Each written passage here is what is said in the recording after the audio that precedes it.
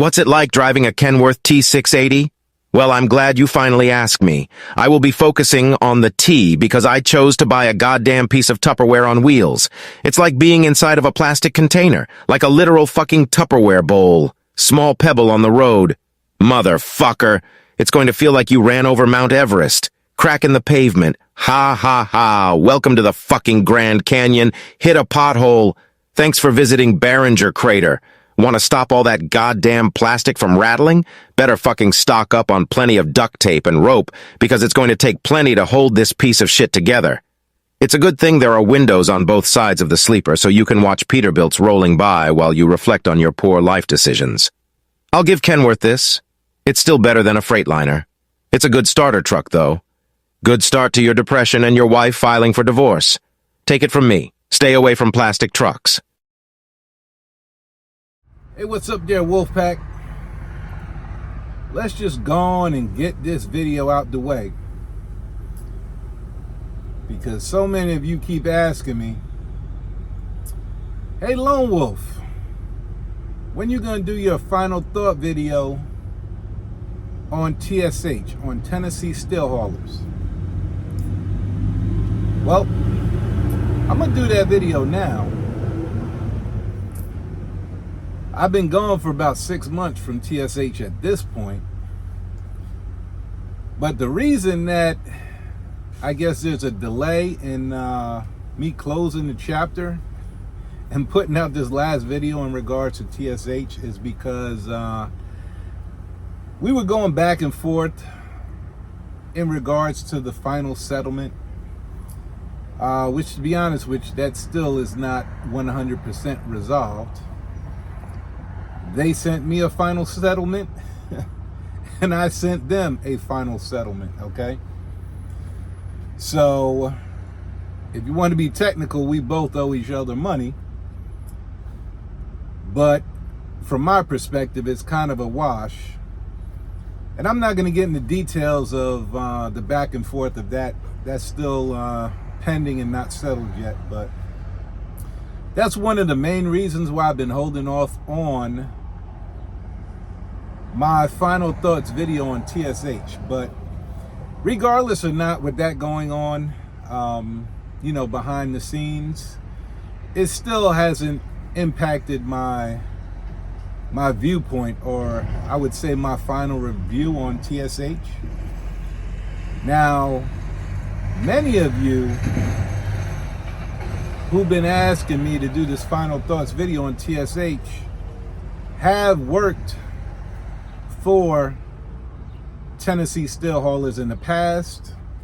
Some of you still are leased on to Tennessee Steel Haulers. So, and I'm not just talking only drivers, okay? I'm talking about employees that have worked for Tennessee Steel Haulers that follow my channel, and drivers that are leased on.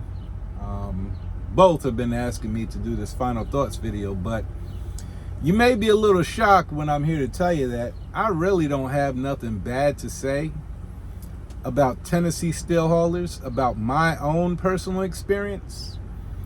Aside from what's going on with this final settlement bullshit that we've been dealing with for these past several months, I don't really have a negative review, or my final thoughts are not negative. So this may come to a surprise to some of you. Now, I know that some of you that have left Tennessee Steel Haulers on bad terms or what have you. I didn't leave Tennessee Steel Haulers on bad terms. All right? It just didn't work out. And if you've been following my videos, you know in those videos, I rarely had anything bad to say about Tennessee Steel Haulers. Sure, there's some things that I haven't agreed with along the way, but for the most part, they haven't done me dirty. So there's no reason for me personally, based on my own experience, to put out a negative review. Although I know some of you have had different experiences than I've had with TSH. And you're, quite welcome to put out your own video or, write a review, whatever you want to do. But I can't speak through this video for your experience. I can only speak for mine. And like I said, I really don't have anything negative to say about Tennessee steel haulers. What I had that was negative, if you've been following the channel, had to do with two main things. Had to do with, number one, the freight market, and number two, that TSH, that T680, okay, the Kenworth T680 that I was leasing, that I was lease purchasing through Tennessee steel haulers, okay? Now, I don't fault Tennessee steel haulers for the freight market, all right? Everybody's going through it.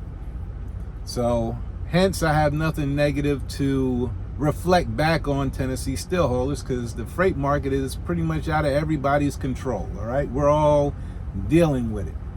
Even now, back to being a company driver, I'm still seeing the effects of the freight market. I'm somewhat insulated, yes, as far as expenses and costs and things of that nature, but I still feel some of the effects, all right, based on what's going on in this shitty freight market that we're still in, pretty much 2 years in at this point.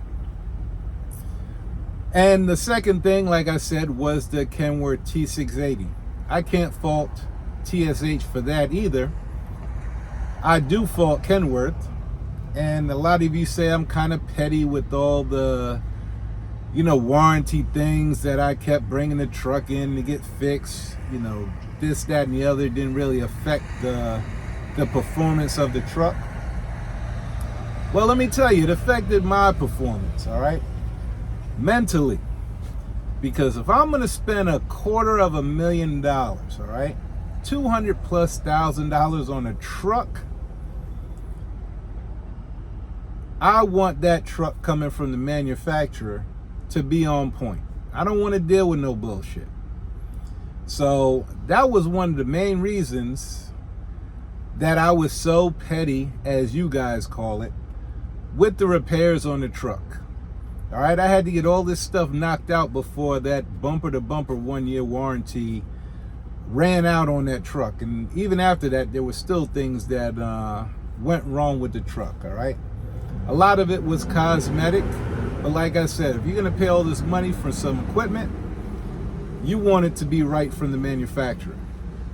So that's why I put in so much effort to dealing with all the bullshit with Kenworth to get those issues addressed in a timely manner before the warranty ran out. But what kind of pushed me over the edge, and before I even get to what pushed me over the edge, there were two factors as far as me shutting down my business, all right?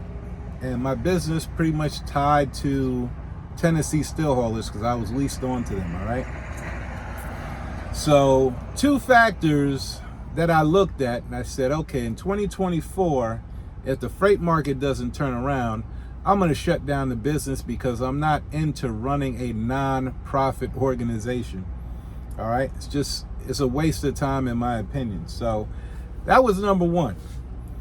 Number two, which I actually pulled the trigger and executed on, was I said, if I have any more issues with this goddamn T680, brand new truck, I got it with 50 miles on it, all right? And when I got rid of the truck, it had about 160, almost 170,000 miles on it, all right? So if you guys remember, and I'll probably throw a little cutscene in here, of the issues that I had with my DEF system and the D-rate and all of that, just starting off 2024, that was the straw that kind of, broke the camel's back. I said, all right, I'm done with this. I'm done dealing with this truck. This truck is impacting my bottom line and it's impacting my profitability.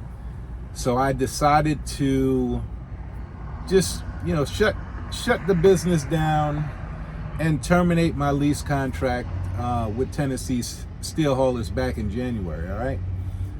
But if the freight market didn't turn around, and here we are, you know, in June of 2024, half of the year is over and the freight market is still shitty, all right?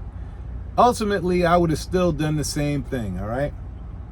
At this point, even if the truck didn't give me all those problems back in January, like I said, the two main factors that were trigger points for me to shutting the business down was the freight market and the truck.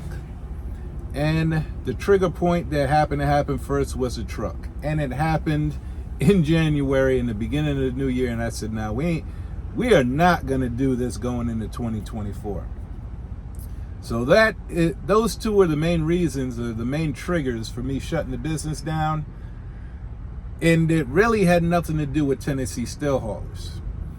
Now, my final thoughts on Tennessee Steel Haulers, it's kind of conflicted, because if these things didn't happen, I'd still be at Tennessee Steel Haulers. I still think they are a great company pound for what they offer as far as my experience.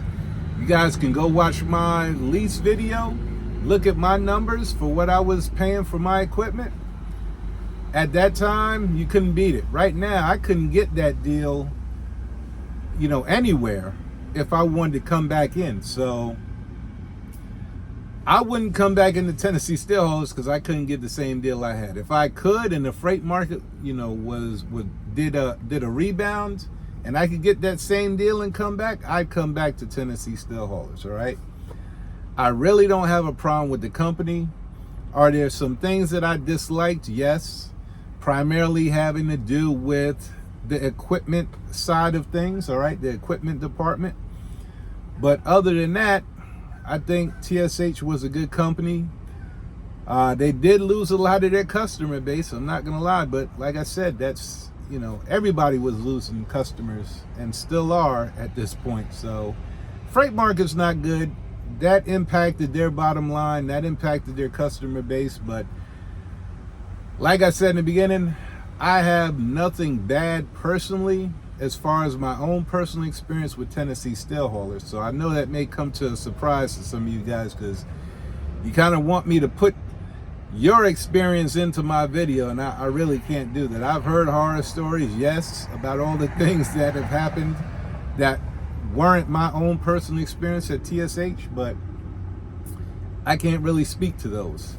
Those of you guys that are out there watching this video and that requested this video, go and put your own video out about your own personal experience at Tennessee Steel Haulers. I can't speak for you. I can only speak for myself. So I got nothing bad to say about the company. I wish things would have went different with the freight market and the truck, and I'd probably still be there and still making money, because we're making a ton of money when I first came over to Tennessee Steel Haulers, but before the freight market went down.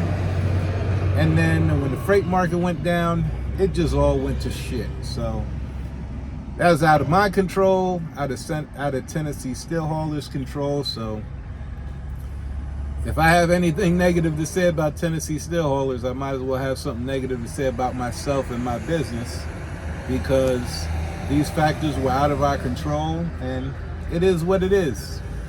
But I can continue to run my business as a nonprofit organization, so that is why I shut everything down. But that's all I got for this video, guys.